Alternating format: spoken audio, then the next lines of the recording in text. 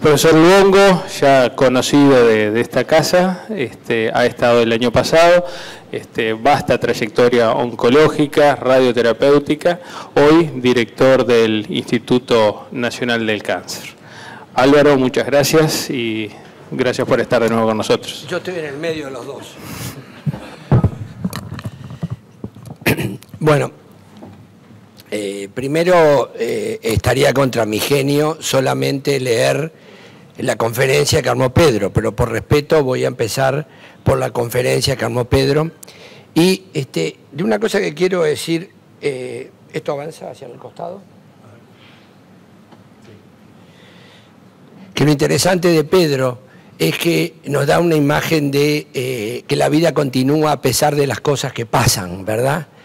Y entonces él está muy feliz con su nieta en el momento que estaba despidiendo a su madre. Y yo creo que es una lección del día de hoy que nos dio primero Miguel en la charla, gracias Álvaro por esto, y Pedro, que en forma casi inconsciente, porque él había puesto en su conferencia la foto de su nieta, en forma inconsciente está viviendo esta transición en el mismo momento que nos estamos dando la conferencia por él. O sea que me pareció interesantísimo la imagen que había puesto Pedro. Pedro empezaba esta conferencia con un criterio muy interesante. Decía, ¿en qué momento la radioterapia empezó a formar parte del tratamiento del cáncer gástrico? Y en nuestros antiguos libros, que es un libro de Fletcher, que es un libro básico de la radioterapia oncológica, y es una edición del año 80, este libro en particular no hablaba del tratamiento del cáncer gástrico. O sea, antes del 80, aparentemente, y no aparentemente, sino realmente, la radioterapia no participaba de ninguna forma en los tratamientos de los cánceres gástricos, lo cual es interesante.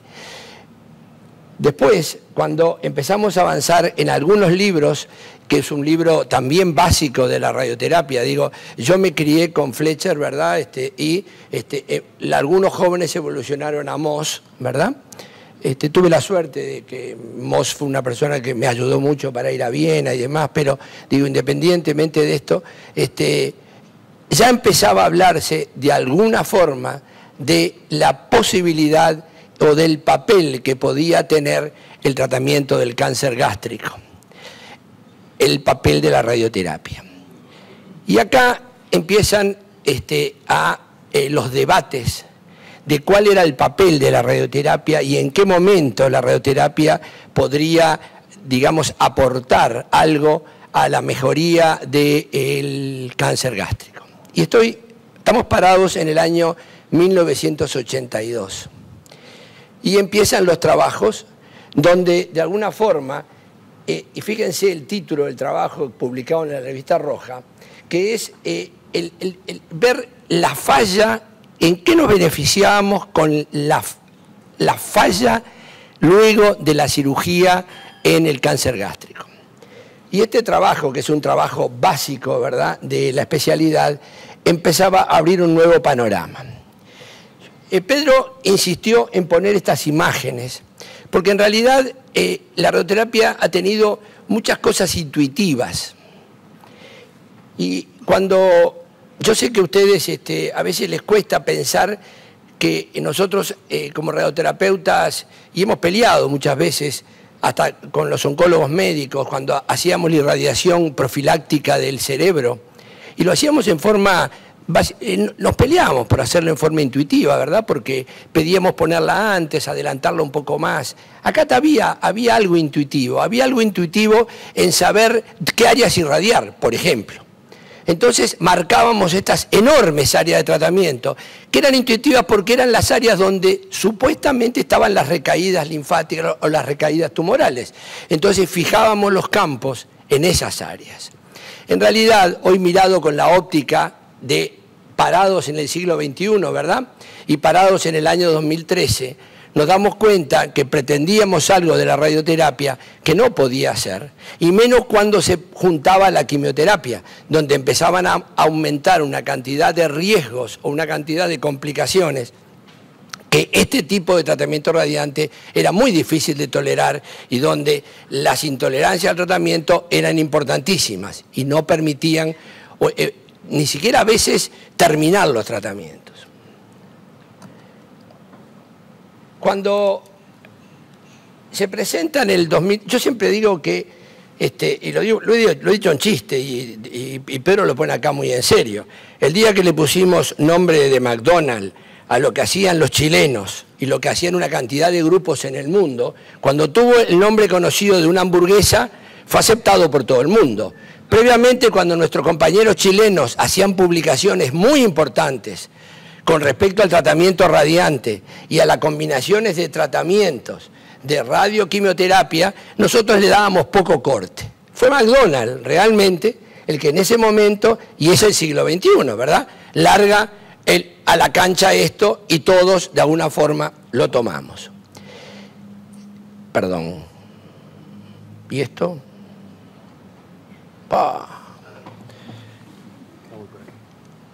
Sí, es verdad, aquí podemos engancharlo de nuevo. Está, listo. Entonces, Pedro nos ha sacado un resumen de lo que fue ese trabajo, lo que se hizo y qué beneficios tuvo. Y realmente los beneficios son extremadamente importantes y son conocidos por todos. Pero yo me voy a detener en la mortalidad y morbilidad, ¿verdad?, que había con este tipo de tratamientos. Y entonces, ustedes deberían recordar, y lo vamos a hacer después, la imagen importante que teníamos nosotros de las áreas de tratamiento en la zona epigástrica. La zona epigástrica para los radioterapeutas es la peor zona de tratar. ¿Por qué? Por la intolerancia. Súmenle a eso la quimioterapia, entonces van a tener una doble agresión, que es la del tratamiento radiante más la de la quimioterapia. Y por supuesto, la tolerancia va a ser regular y la morbilidad va a ser extremadamente importante, lo que va a hacer que no se puedan muchas veces terminar esos tratamientos. A pesar de eso, los resultados eran realmente interesantes y cuando hoy veíamos los resultados de los tratamientos que Cuello nos presentaba con las nuevas dianas, este tratamiento es para el cáncer posoperatorio avanzado un buen tratamiento, una buena opción terapéutica. Y si la combinamos y la vemos frente a la cirugía sola, en el seguimiento, mejor. Pedro puso esto que me parece muy importante, porque hoy, de alguna forma, la Sociedad de Radioterapia, junto con las cátedras, ha hecho una guía nacionales que están en el PRONACAN, en la cual está incluido el tratamiento del cáncer de estómago y las técnicas que nosotros estamos de alguna forma proponiendo para el tratamiento de esta patología. Ahí aparece, y es un tema interesante, algunos elementos que ustedes me han visto siempre insistir y repetir, y que yo lo voy a repetir después cuando haga el pedacito del genio mío, que tiene que ver con que uno habla de radioterapia, ¿verdad? Y habla de radioterapia posoperatoria, pero hay que aclarar qué radioterapia, de qué forma la damos, para cada una de las patologías y dónde está la diseminación ganglionar. No es lo mismo una que está en los ganglios en las renales o que estén los ganglios de un lado o del otro. No tiene nada que ver ni los campos de tratamiento y tiene que ver, además, con una técnica extremadamente sofisticada que cuando se comenzó la radioterapia no se consideró. ¿Por qué no se consideró? Porque los primeros tratamientos eran tratamientos que eran solamente de campos anteroposteriores. Y esos tratamientos eran pésimamente mal tolerados. Pedro se ve que quiso colocarles acá para que vieran lo que es de complejo un acelerador. Yo me río, el complejo es para que Teras lo tengan que arreglar todos los días, ¿verdad? Y nos cobre mucha plata por cada pedacito de esto que se rompe. Bueno, pero son complejos realmente. Este es uno de los aceleradores y él puso aquí curvas. ¿Por qué puso curvas de isodosis? Porque las curvas de isodosis que tenemos que manejar nosotros van a ser la forma o la diana que utilizamos para mejorar ese tipo de radioterapia. Pero insistió en dos cosas que puso. Planificación. ¿Por qué planificación?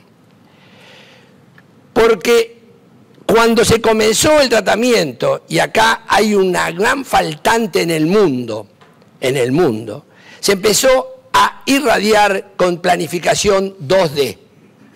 Todos los trabajos hablan de 2D, que es campos anteroposteriores. Cuando se comienza la 3D, es que la simulación y la planificación debe ser hecha en 3 dimensiones. Por lo tanto, estos pacientes deben pasar por una planificación tridimensional, o sea, deben pasar por una planificación tomográfica. Esa planificación tomográfica es la que permite después, teniendo las imágenes, pasar al segundo proceso, que es al proceso de la planificación y del cálculo para esa planificación 3D. O sea, no es aquel campo anterior y posterior que tenía esas altísimas complicaciones. Por lo menos esto va a limitar nuestros blancos terapéuticos. Y esto para los radioterapeutas, mostrar qué es el GTB, el CTB, el PTB, está demostrando los blancos que nosotros queremos tratar. Y acá necesitamos siempre y cada vez más a los cirujanos, porque nosotros vamos acá después de la cirugía. Nuestra definición de blanco, salvo cuando tenemos una definición dada biológicamente por un PET, que no es el caso, necesitamos que alguien nos defina los blancos y dónde estaban los ganglios, dónde estaba la enfermedad, si había una contaminación extra blanco terapéutico, gástrico o epigástrico, la zona, tenemos que saberla. Si no la sabemos, todo esto va a ser totalmente teórico. Acá Pedro les puso un campo anteroposterior. Si ustedes comparan después con la utilización solo de 4 campos, van a ver cómo se minimizan las dosis en ese corredor de dosis. ¿Qué es lo que permite eso? Primero, un cambio de tolerancia. Pero un cambio de tolerancia sobre todo cuando hay quimio. Y segundo, una mejor distribución de dosis. Cuando cambiás el equipo, cuando usás una energía alta frente a una energía baja, en ese momento tenés un cambio de distribución. Y cuando utilizás otras técnicas, podés, de múltiples campos y sobre todo de campos, digamos, conformados, logramos otra vez una nueva modificación. Esto es lo que sale de nuestros planificadores. Si nosotros usamos 2 campos, tenemos esto. Si utilizamos varios campos, podemos tener un área muy restricta para ese tratamiento, lo cual permite una mucha mejor tolerancia. ¿Qué nos quería decir o interpreto Pedro con esto? Es que acá hay un esfuerzo enorme por hacer posible la combinación de la quimio y la radio. Si no, no va a ser posible. Vamos a tener pacientes que no van a tolerar los tratamientos radiantes y de quimioterapia. Por lo tanto, no vamos a obtener los resultados que queremos. Estos son los histogramas en los cuales nosotros podemos fácilmente saber qué volúmenes quedan incluidos y cuáles volúmenes, que son los volúmenes peligrosos para nosotros, debemos excluir y qué dosis tienen. Como final, hemos colocado algunos trabajos. Y ustedes conocen el Intergroup 0116, ¿verdad?, como base de todos estos trabajos. Lo interesante es que estos trabajos han demostrado cosas muy interesantes. Y uno de los grandes problemas que tenían era la aparición de los segundos tumores. Y en este momento las conclusiones es que no ha sido tan importante la aparición de segundos tumores y que por otro lado hay un real beneficio y se ha mantenido ese beneficio con el uso de las técnicas de radioterapia asociadas a la quimioterapia. Este es el trabajo básico de Gunderson y yo después voy a hacer algunos comentarios con respecto a estos trabajos. Y aquí termina Pedro y yo me voy a tomar 10 minutos para hacer algunos comentarios. ¿Me pones el otro?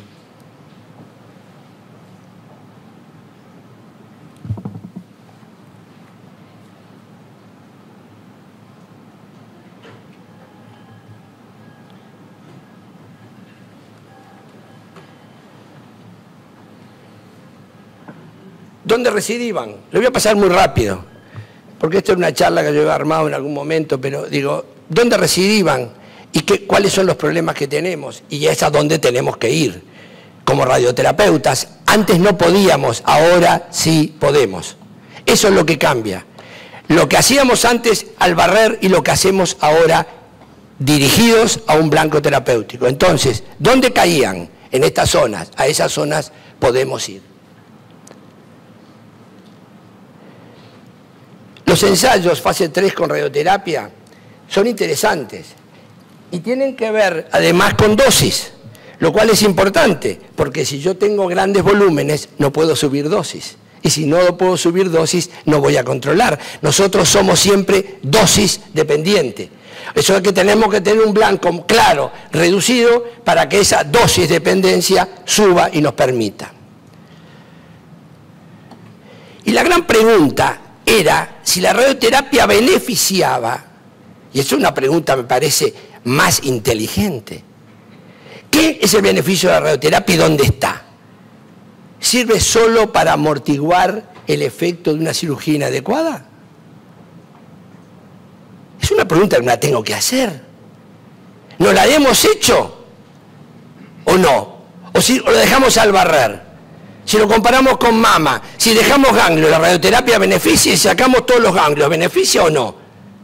Es una pregunta que hay que hacerse y sin embargo no la hemos hecho. Hay estudios que han intentado solucionar este tipo de cosas.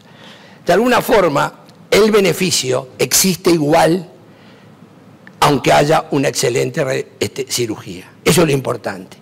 Pero, acá es el otro, para mí, la definición de volumen es entre el 2D y 3D.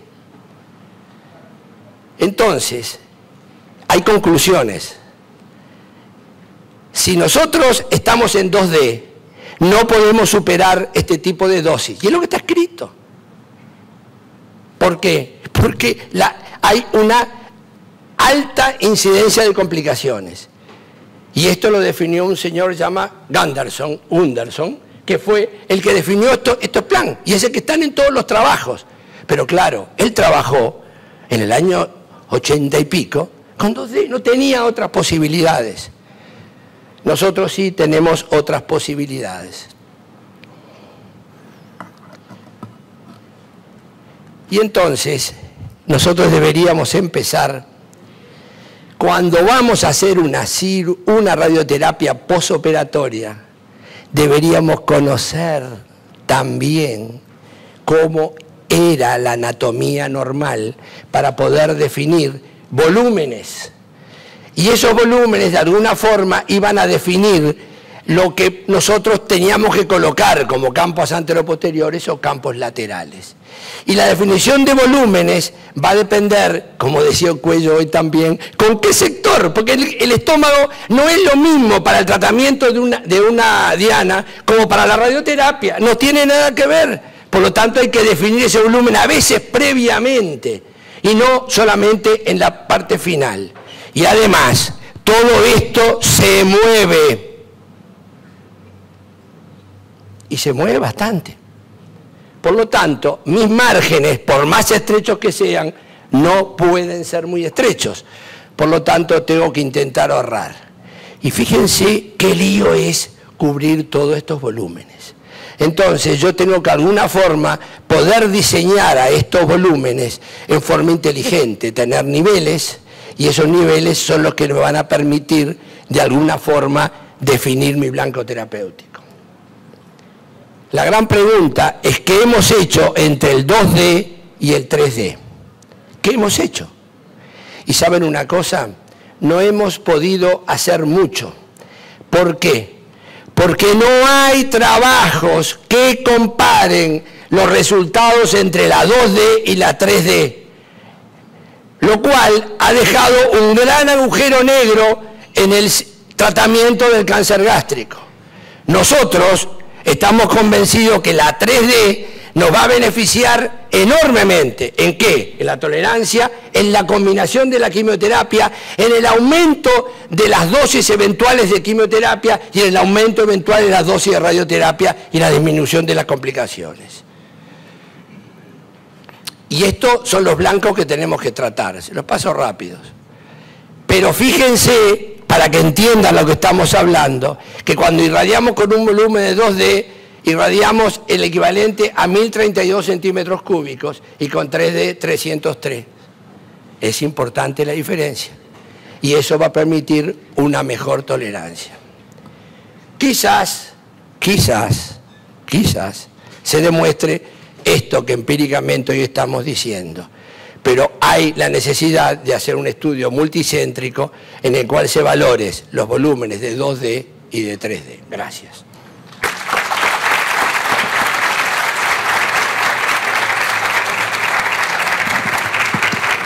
Muchas gracias, profesor.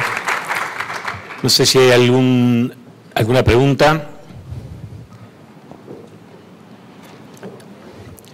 Bueno, de no ser así, queremos agradecerles a todos ustedes por su participación nuevamente aquí, a la gente de Bolivia que también está en conexión con nosotros, a los expositores, especialmente por las exposiciones que nos parecieron que están bien ajustados al objetivo de este tipo de actividad.